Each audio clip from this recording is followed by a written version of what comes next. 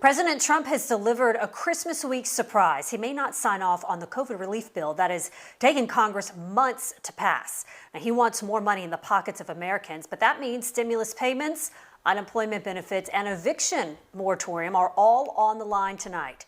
On your side, Jocelyn Howard tells us what President Trump said in his social media announcement and how this could affect unemployed Floridians.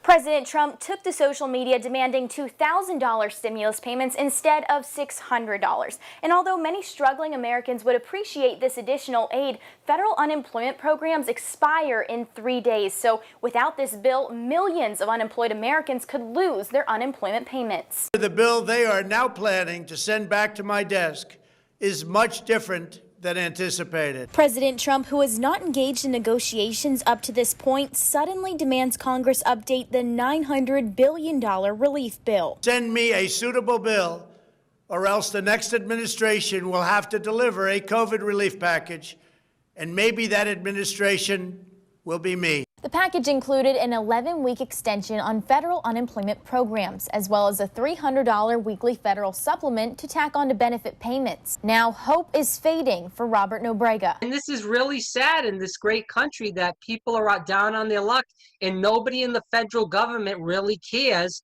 whether people are going homeless. A lot of people are going to be in the streets for Christmas if they don't pass the bill. People like Christine Bevenuti, who was just served an eviction notice. This bill would extend the eviction moratorium and keep a roof over her and her family. But without this bill, they'll be living in her car.